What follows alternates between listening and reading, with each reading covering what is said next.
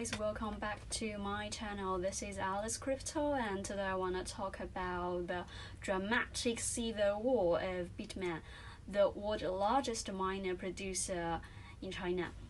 Actually, this story can be traced back last year, but their conflicts has escalated on 8th May. That's a special day because on that day the price of Bitcoin has also returned to 10,000 USD. So at that day, these two groups of people were like fighting against each other in the administrative office of Beijing to grab the company license. These two co-founders, co-CEOs have different company directions, and I think this will influence the future development of Bitmain. And also I think this story is quite intriguing because it is a typical founder's dilemma. I also feel it's a bit of like, it's a pity because those two brothers have turned their relationship between brothers into enemies. So first of all, we will talk about the power conflicts in Bitmain, and we will talk about its past, company products and structure, and also we will talk about some legal conceptions because I used to have the because I completed my bachelor degree at law school, so I think it's also fun to talk about the company structure.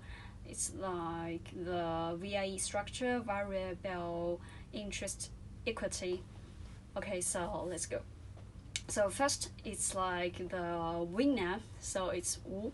So Wu is the marketing and fundraising guy, and in 2011, he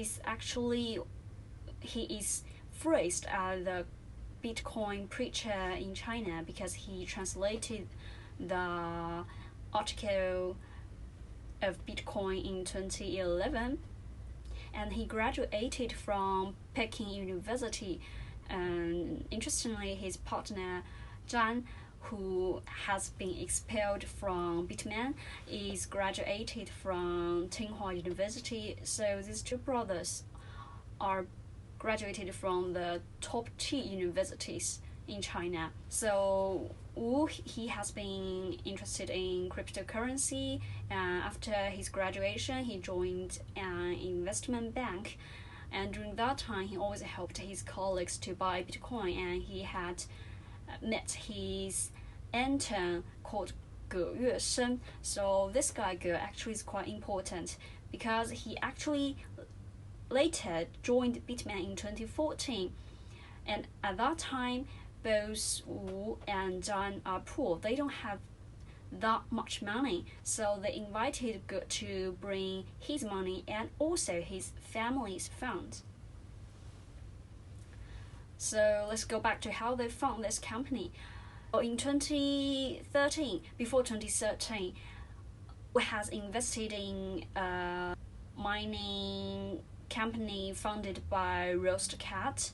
And then he find out that the miner company he invested were facing challenges because other producers provide better chips. So then he made up his mind he wanted to develop his own chips.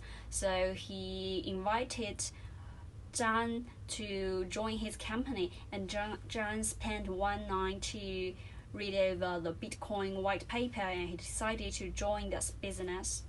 So at the beginning, both of them were poor. So ZHAN decided to take 0 salary, and they signed a value adjustment agreement. So the condition is that if ZHAN and the tech team he leads can achieve 2 main tech achievements, include chip improvements, they can get 60% of equities. So ZHAN will hold equities for the whole tech team. And from that time, from the initial stage until now, ZHAN has been holding the equity as 60%.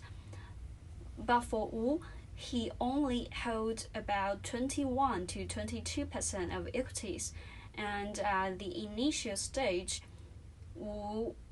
he said he would like to in charge of all those administrative research and development fees, and he will manage this company, and Zhan should try his best to develop the chips, and Zhan actually did it. So in 2014, Bitmain, this company, has developed prospectively based on the chip offered by Zhan. Of course, Zhan didn't invent this chip. He borrowed some other design. But you might ask, if Zhan holds 60% of equities, how can the minority Wu can expel him from the company?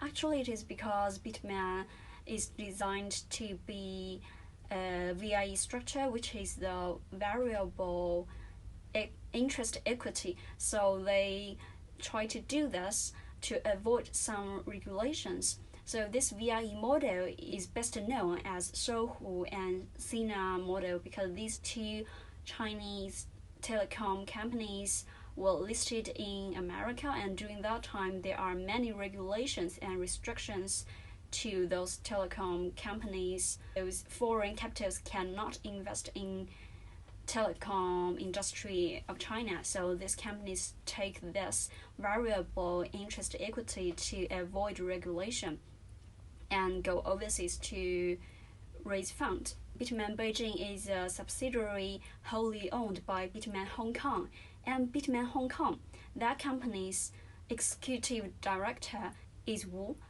So Wu, as the executive director of Bitmain Hong Kong, he directly made the decision to expel Zhan, and he took a chance when Zhan was doing business travel and was not in Beijing headquarters. Actually, that's a bit of canny. So after that, Zhan has been dismissed all his duties and positions in Bitmain Beijing. But of course, Wu didn't want to give up, and he tried to fight back because remember, he has 60% of equities. Even if there are many supporters of Wu, like I mentioned before, like his intern, those minority stakeholders support Wu still cannot fight against Zhan because Zhan holds 60% of equities.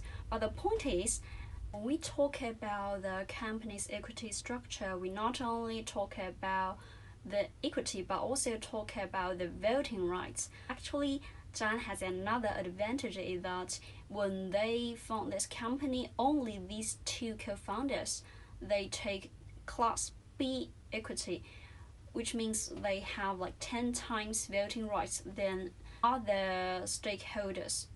So if we calculate the amount of voting rights, Zhan is even more powerful than Wu.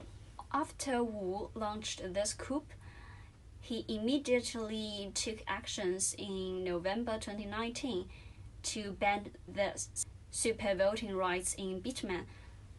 This is to avoid Zhan take over Bitmain again.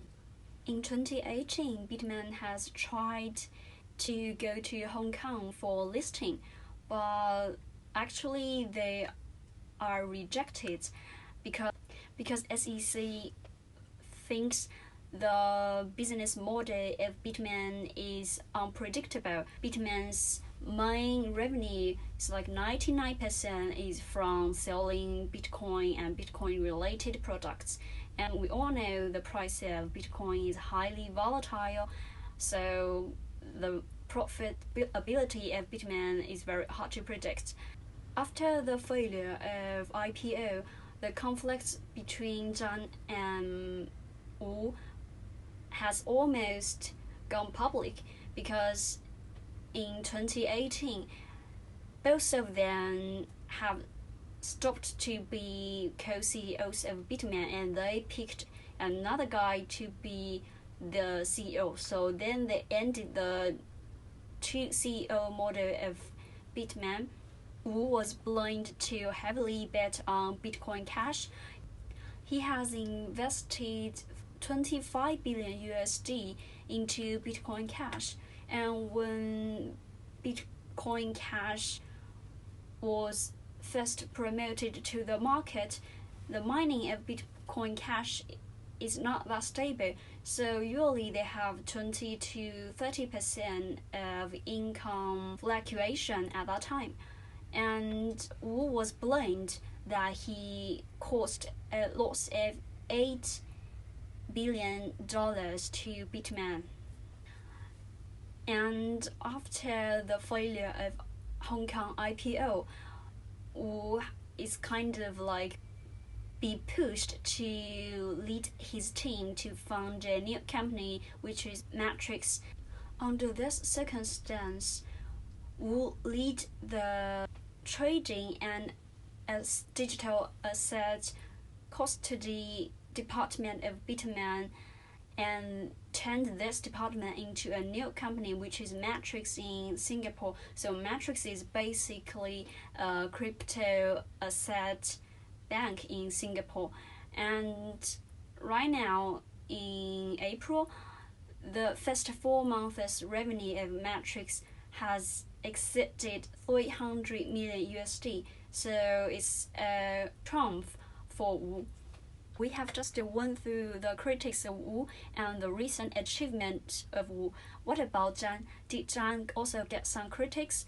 Yes, because ZHAN, he also heavily bet on AI, and during that time, we all know like the actually if we compare with its competitor Canon, and the income of Canon is only 500,000 of China yuan is the AI revenue for Canon. And we also mentioned for Bitmain in 2017, 98.9% of revenue is from selling miners. So during that time, ZHAN also wanted to take resources and put them into developing AI chips called 算风, this one. And at that time, if you allocate more resources on developing AI, then you have less resources for developing miners, which is the cash cow of Bitmain. In 2018, ZHAN has lead a team and set a subsidiary in Fujian, which is his hometown, and Bitmain invested 13 billion USD in this company. It's called Fujian Suanxin Tech Limited Company. So this company has later become a weapon for ZHAN to attack Wu. And so when we moved a little bit forward to October 2019, so that's the beginning of this civil war, Wu has openly blamed ZHAN for promoting an unmatured 10-nanometer chips. So this 10-nanometer chips has caused a high inventory for Bitmain and also a loss of 15 billion USD. So that's a huge number. And in the first 6 months of 2019, the market share of Bitmain has declined into 65%. And remember, the highest market share is about 90%. But of course, Canon and other producers are trying to catch up. For Canon, its market share is quite stable, at around 21%. Finally, we come to the end of this story. After ZHAN was expelled from Bitmain and his super voting power is abolished, he also filed a document to Cayman Island, where is the top Bitmain company located in.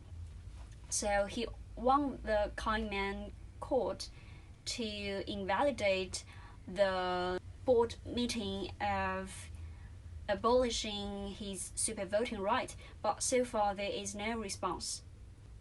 And his AI subsidiary in Fujian, after he was expelled, ZHAN immediately asked the court to throw then the asset of this Fujian Suanxin Tech Limited Company. And right now, not only ZHAN and Wu are trying to grab the company license, but they also try to get the asset of Fujian AI company, the subsidiary of Bitmain. In the future, the story of Bitmain will continue, but the feeling left for us is how to avoid this tragedy between co-founders. So that may be the founder's dilemma.